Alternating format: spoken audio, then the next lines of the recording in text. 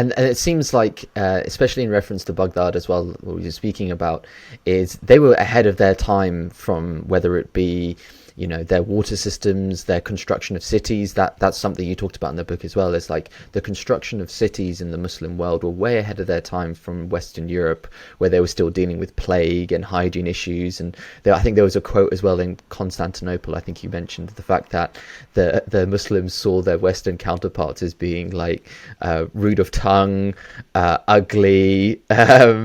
Like they just didn't see their Western counterparts as unhygienic, stuff like that. So it seems as if the Western, the Islamic cities were way ahead in the terms of development than their Western counterparts.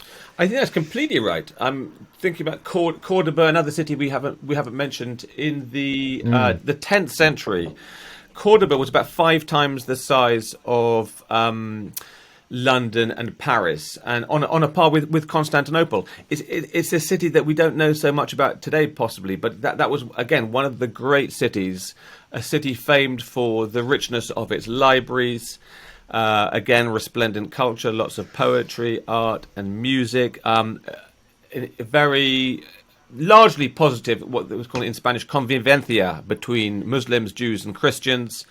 And again, for me, the obvious theme there was that sense of tolerance and openness, sponsored by the ruling emirate or the caliphate of Cordoba, and that across the ages seems to me, when these Islamic empires are in the ascendancy, on the front foot, tolerance and openness go hand in hand with that imperial power, and it's when the tide turns, and I think. In my book, rereading it, it's around the 17th century and Isfahan, when the balance of power between West and East starts to shift, and you get these sort of businessmen, traders, inventors, scientists coming to the court of Shah Abbas with these sort of newfangled advices, scientific measurement machines,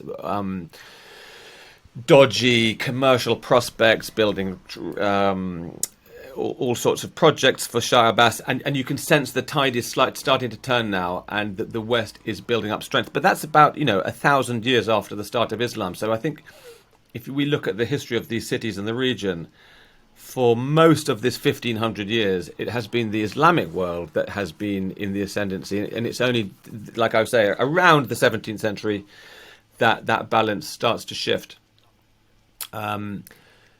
But it's an interplay between two cultures, two worlds that I think still resonates in the 21st century, obviously, as well. Thank you for watching this video. To listen to the full podcast, click the link in the description below.